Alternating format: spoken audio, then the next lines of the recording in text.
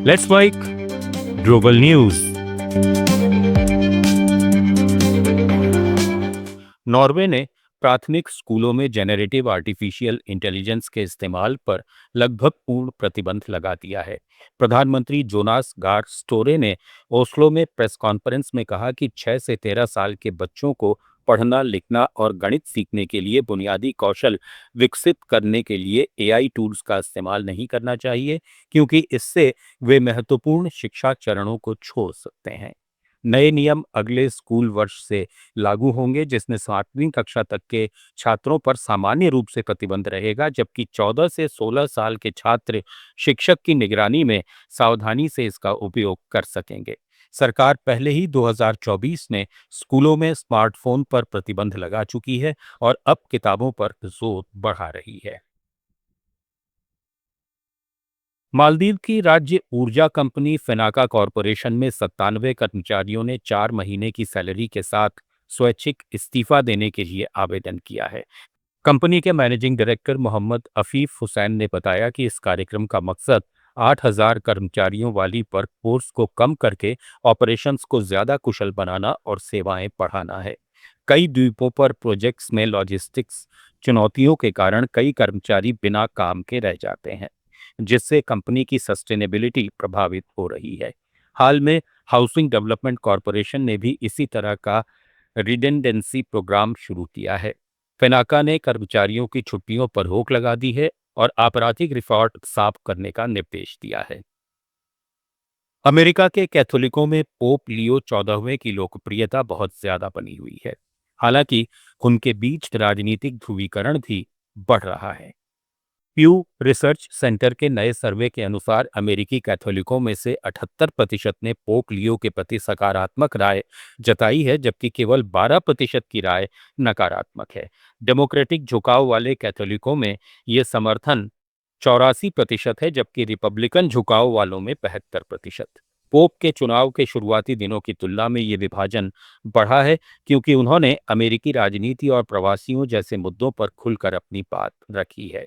ये सर्वे 26 मई से 1 जून के बीच किया गया था। पोलैंड के राष्ट्रपति कारोल नावरोकी ने यूक्रेन के राष्ट्रपति वोलोदिमीर जेलेंस्की को देश के सर्वोच्च सम्मान order of the white eagle सम्मान देने से इनकार कर दिया है। ये फैसला द्वितीय विश्व युद्ध के दौरान पोलिश नागरिकों के नरसंहार में शामिल बताए जाने वाले यूक्रेनी इंसर्जेंट आर्मी के नाम पर एक यूक्रेनी सैन्य यूनिट को सम्मानित करने के विवाद के बाद लिया गया है। वॉर्सो में राष्ट्रपति कार्यालय की ओर से जारी आधिकारिक बयान और सोशल मीडिया संबोधन में नावरोकी ने कहा कि ये कदम यूक्रेनी लोगों के खिलाफ नहीं है और पोलैंड की यूक्रेन के प्रति सुरक्षा नीति में कोई बदलाव नहीं आएगा, लेकिन दोनों पड़ोसी देशों के बीच संबंधों में तनाव बढ़ गया है। प्रधानमंत्री डोनाल्ड टस्क ने दोनों नेताओं से भावनाओं को शांत करने की अपील की है, क्योंकि ये विवाद रूस को फायदा पहुंचा सकता है। बोलीविया के राष्ट्रपति रोड्रिगो पाज ने 50 दिन के विरोध प्रदर्शनों के बाद मजदूर संघ कोब के साथ समझौता कर लिया है। ला पाज के सरकारी महल में हस्ताक्षरित इस समझौते से देश भर में सड़कें बंद करने वाले प्रदर्शन समाप्त होने की उम्मीद है, जिनके कारण ईंधन, खाद्य सामग्री और दवाओं की भारी कमी हो गई थी और कम से कम 14 लोगों की मौत हुई। राष्ट्रपति पाज ने इसे सभी बोलीवियाई लोगों के लिए उम्मीद की किरण बताया, जबकि कोब नेता मारियो आर्गोलो ने कहा कि यह देश को शांत करने की दिशा में पहला कदम है।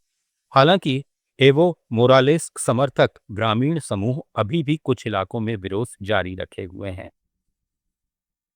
अफ्रीकी और कैरेबियन देशों ने ट्रांस अटलांटिक गुलामी के लिए औपचारिक माफी की मांग की है। घाना की राजधानी अकरा में एक सम्मेलन में राष्ट्रपति जॉन द्रामानी महामा ने कहा कि इतिहास हमें दोष नहीं बल्कि जिम्मेदारी सौंपता है। देशों ने यूरोपीय राष्ट्रों से माफी, मुआवजा और पुनर्वास की मांग की है, जिसके लिए संयुक्त राष्ट्र महासभा में मार्च में एक प्रस्ताव पारित किया गया था, जिसने गुलामी को मानवता के खिलाफ सबसे गंभीर अपराध बताया गया था। अमेरिका, इजराइल और अर्जेंटीना ने इसके खिलाफ वोट दिया, जबकि ब्रिटेन समेत कई यूरोपीय देश वोटिंग से दूर रहे। ग्लोबल न्यूज में फिलहाल इतना ही। जुड़े रहिए लेट्स माई के साथ। आप सुन रहे थे let's my more than radio. Follow कीजिए हमें हमारे सोशल मीडिया प्लेटफॉर्म्स पर।